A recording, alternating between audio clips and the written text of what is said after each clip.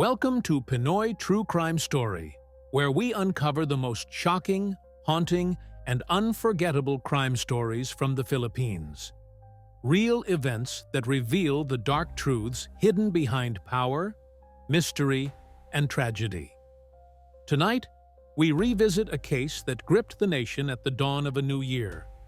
A story of youth, friendship, and the search for justice that spiraled into confusion, controversy, and heartbreak.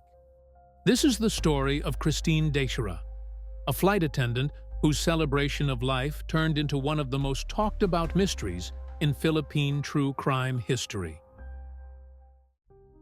It was the last night of 2020. A year filled with loss, fear, and uncertainty was about to end, and everyone was ready to welcome a new beginning. Across Metro Manila, fireworks were being prepared, friends were planning countdown parties, and people longed to leave behind the pain of a pandemic-stricken year. At the City Garden Grand Hotel in Makati, a young woman named Christine Angelica Dacera checked into room 2209. She was 23 years old, a flight attendant for Philippine Airlines, beautiful, confident, and full of dreams. Christine had told her family that she would be celebrating New Year's Eve with her friends from work. They had booked two adjacent rooms, 227 and 2209, to gather safely, away from crowded bars, just drinks, laughter, and friendship. CCTV footage later showed Christine walking down the hotel hallway, wearing a light dress and smiling as she greeted people she knew. It was a night meant for joy. But no one in that hotel could have imagined that before sunrise, Christine would be dead.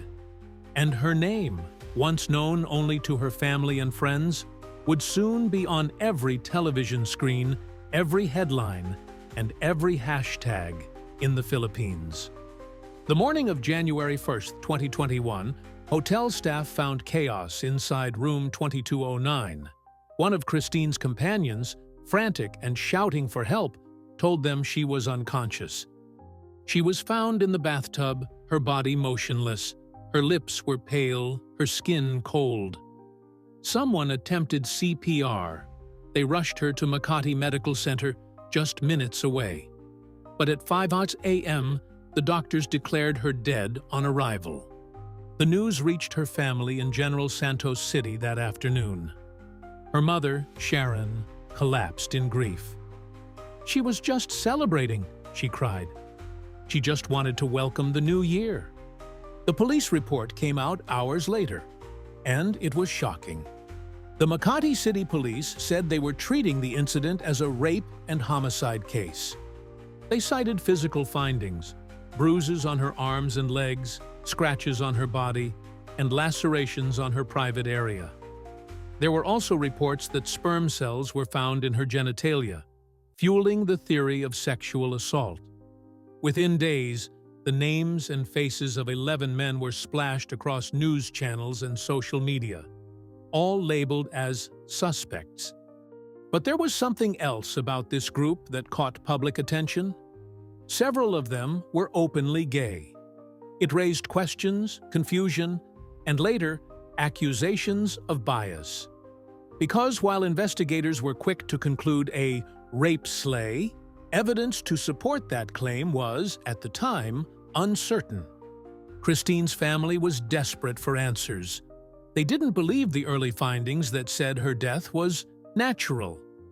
The initial autopsy report listed the cause of death as ruptured aortic aneurysm, a condition that causes the body's largest artery to burst.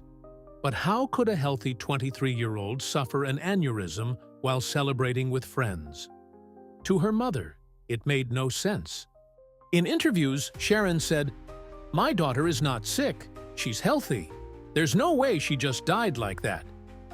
The inconsistencies between the autopsy, the bruises, and the police findings fueled public outrage.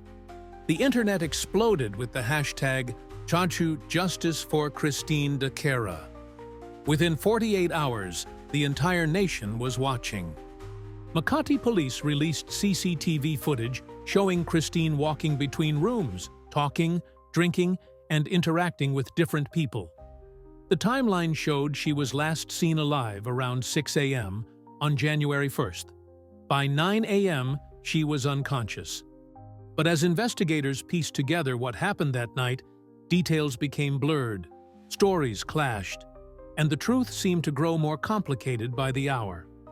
The first set of suspects, 3 men, were detained by police. Among them were Christine's friends, people she'd known and trusted. They denied the allegations, saying there was no foul play. According to them, Christine had been drinking heavily and later complained of chest pain. She allegedly fell asleep, and they thought she was resting. When they found her unresponsive in the bathtub, they panicked and called for help. One of them said, "We treated her like a sister. We never touched her that way."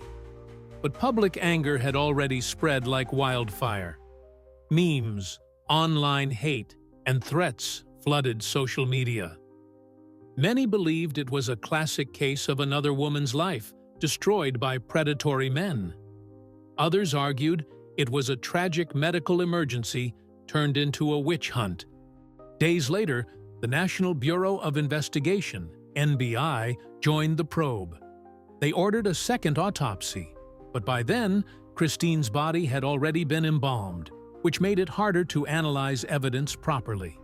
The second report confirmed that she died of a ruptured aortic aneurysm. Not sexual assault, not poisoning, not drug overdose. Toxicology tests showed no illegal drugs in her system. Still, there were unanswered questions. What caused her aneurysm? Could stress, alcohol, or any external force have triggered it? Forensic experts explained that aneurysms can burst spontaneously, sometimes with no warning, even in young people. But the bruises and lacerations were still unexplained. Was there an altercation? Or were those marks simply the result of resuscitation attempts? The Makati City Prosecutor's Office later dismissed all rape and homicide complaints against the 11 men. The prosecutors said there was no probable cause to pursue the case, no sufficient evidence to prove that Christine was assaulted or killed. For the men accused, it was a relief, but also a lasting scar. In interviews, they said their lives were destroyed by the rush to judgment. Some lost jobs, others faced harassment, and their families received death threats. One of them said, "People called us monsters, but we tried to save her. Nobody wanted her to die." As the story evolved, the public began to split.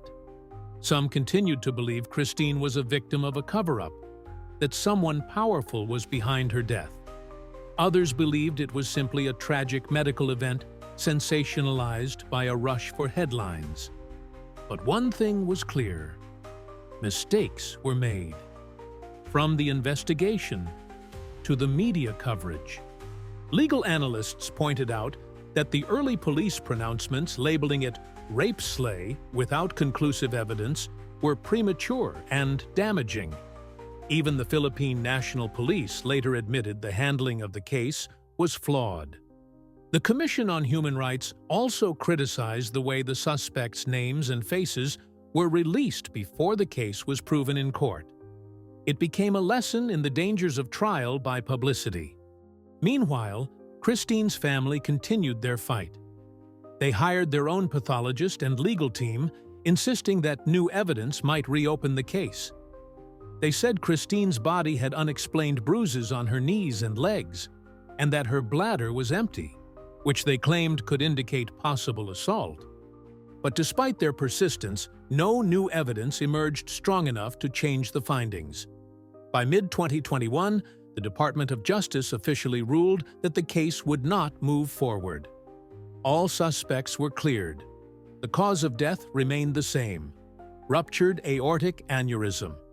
Still, for many Filipinos, the case left a bitter taste. Because it wasn't just about Christine anymore. It became about how society reacts to victims, to women, and to truth. Christine Dacera's story exposed the flaws in the system, how investigators, social media, and the public can all collide to turn tragedy into chaos. She became a symbol of how quickly people can be judged and how difficult it is to find justice when facts are clouded by emotion. Nearly 5 years later, her story still resurfaces every New Year's Eve. People remember the smiling flight attendant who never made it home. Her mother still posts tributes on social media, calling her "my angel in heaven." She still pleads for one thing: truth. And truth, in the Dacera case, remains elusive. Because even after endless reports, investigations, and debates, no one can answer with certainty what really happened that night in room 2209. Was it a crime, a medical emergency, or both? Did someone hide the truth? Or was it just a case of misunderstanding and media frenzy? We may never know for sure. But what we do know is this: a young woman with dreams of flying the world lost her life far too soon. A group of people's lives were shattered by accusation. And the Philippines witnessed firsthand how powerful the intersection of truth, emotion, and media can be. Christine's story is a warning that in our search for justice, we must never lose our humanity. That sometimes the truth is not found in outrage or headlines, but in patience, evidence, and compassion. Because justice is not always loud. Sometimes it's the quiet search for answers that no one wants to hear.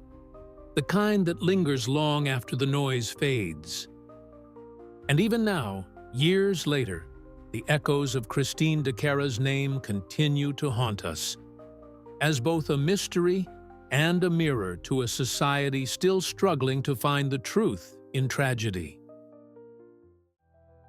You've just heard another real and haunting case from Pinoy True Crime Story, where truth is darker than fiction. If this story moved you, don't forget to like, share, and subscribe to help us keep telling the stories that deserve to be heard.